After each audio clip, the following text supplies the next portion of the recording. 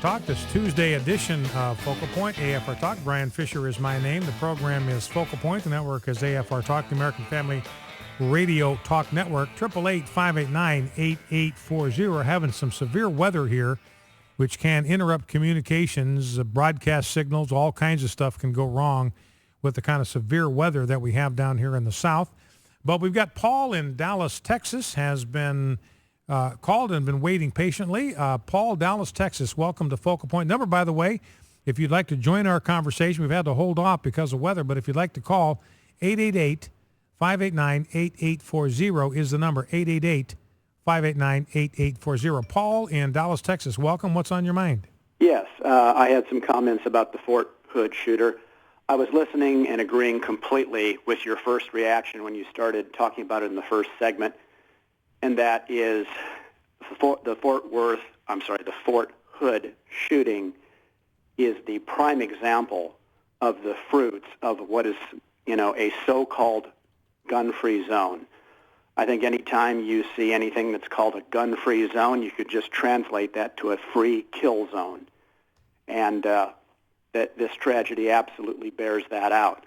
The other thing is that I just see politics all over this trial for two reasons. One is the extraordinarily inexplicable delay of 3 years. The only thing that makes sense to me is that, the administration wanted to get past at least a presidential election, because if this trial were in the middle of progress, it would be politically embarrassing for the president because he's shown such an affinity for Islam. Anywhere from his statements about, the contributions of Muslims to, the development of America is so great, I can't even name them all, and all these other kinds of things, and yet you'll have this trial where this guy will openly proclaim, the teachings of the Quran right out of the book for what he did. So that's not going to bode well for him. And the second thing is it's inexplicable why they let him grow his beard, because at one point, if you listen to news reports, the judge said no. So you thought they were going to come down and enforce military law. The only reason that they could possibly be letting him grow his beard is strictly political. Yeah, and he says, look, the reason I got to grow my beard is because I'm a Muslim. I mean, it's a part of, he's saying I got to do it because it's a part of my religion. And they're letting him get away with it. So I mean, that's just military order and discipline, all just kind of shot to pieces, if you ask me. All right, Paul, listen, I appreciate the call. And Paul making the observation, number is 888-589-8840. If you have a gun-free zone, it's just a shooting gallery.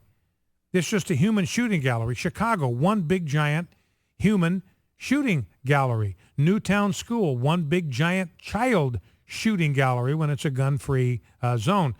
And you've got Democrats out there that are still pumping this. Here is Senator Chris Murphy. He's a Democrat from Connecticut. And he said yesterday that gun rights are not God-given, quote, end quote. They are not, quote, God-given, end quote. And any claim that the Founding Fathers wanted U.S. citizens armed so they could repel tyranny, quote, is insane. Remember, this is exactly what Thomas Jefferson said repeatedly. That's the ultimate reason for an armed citizenry is for protection against tyranny. That's the whole reason for it.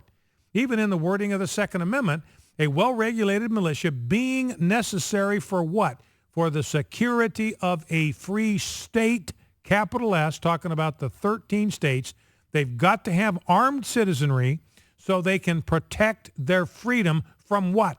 From tyranny, whether it's from an adjacent state, whether it's from the central government that they just created or some foreign power. They got to have the capacity to protect themselves and their freedom. That's the reason every citizen has a right to bear arms. And here you got a Democrat senator saying, no, it's not a God-given right whatsoever. Now, and again, to hitchhike on what our last caller just said, I'm looking at a piece here about what's going on in the state of Virginia. This is on Fox News. Amid calls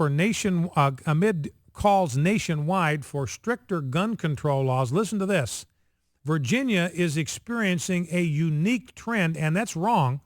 This is not unique. Whoever wrote this piece, Associated Press, so that figures. This is not a unique trend whatsoever in any way, shape, or form, but it is a trend. The state's gun-related crime is declining but firearms sales are increasing. Now, you notice they say gun crime is declining in spite of the fact that firearms sales are increasing. Well, it's because firearm sales are increasing that gun crime is going down. People are going to take a gun to a crime. They have no idea if that guy can shoot back because more and more Virginians are arming themselves. Listen to this. Firearm sales, and Rob, let me grab a soundbite. This just cracks me up while I'm thinking of it. It's down in the list, but it's clip 13. See if you can find clip 13, the MSNBC Chris Hayes clip. That'll just crack you up when I play this for you. So here's the second paragraph. Firearm sales rose 16% to a record 490,119 guns purchased from licensed gun dealers in 2012, according to sales estimates obtained by the Richmond Times-Dispatch. So firearm sales in Virginia in 2012 up 16%, almost 500,000 guns purchased.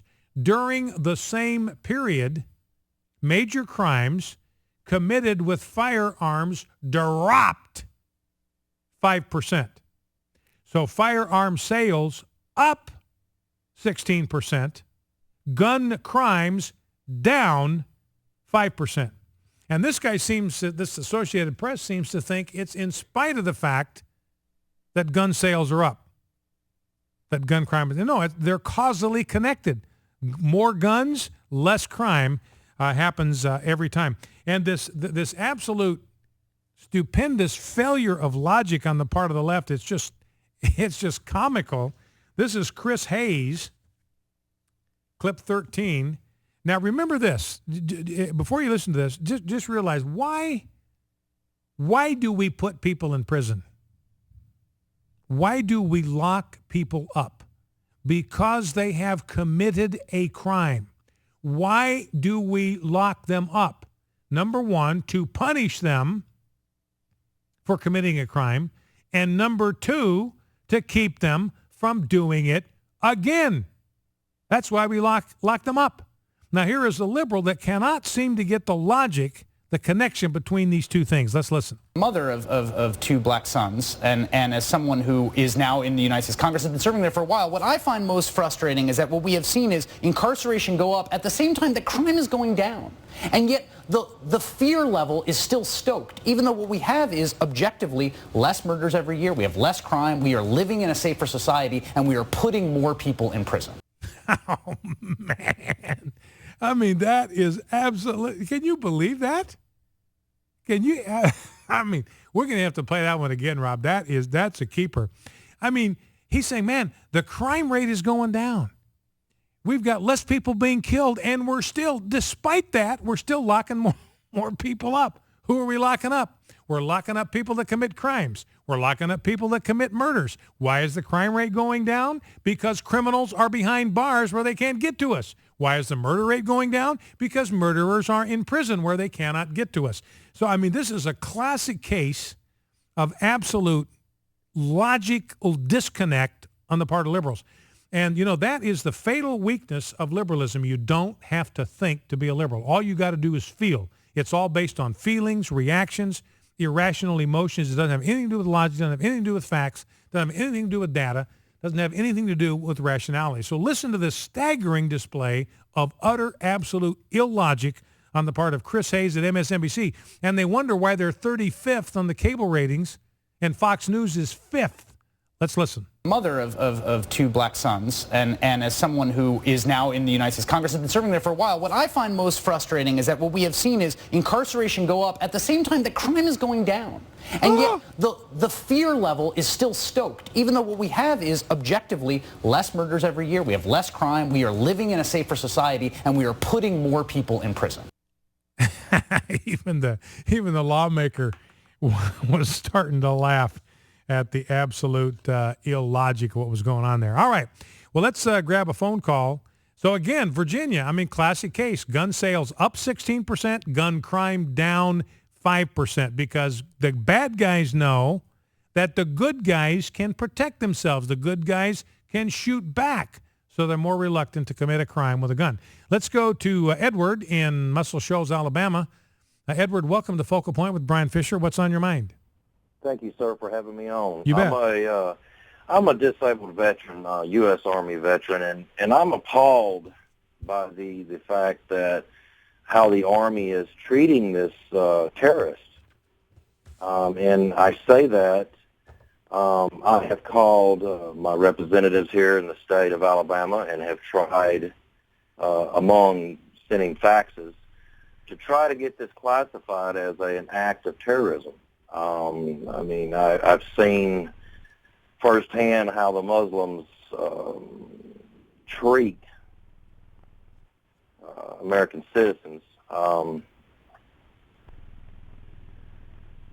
But if I can get the citizens of my state to be active in this, to get this, classified as an act of terrorism, because we have took an oath to lay down our lives for this country and for the people of this country, and at least the people of the country can return the favor by calling their representatives. And I want to thank you for having me on, sir. All right, Edward, I appreciate your call. Thank you very much for that. I mean, there's just no reason for this not to be classified as a combat encounter, as an instance of terrorism.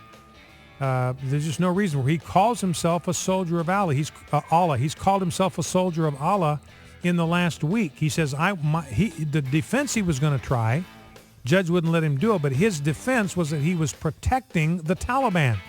I knew that these people were going to go over there and they were going to take out the Taliban that were responsible for 9/11, the organization responsible for 9/11. I couldn't let that happen.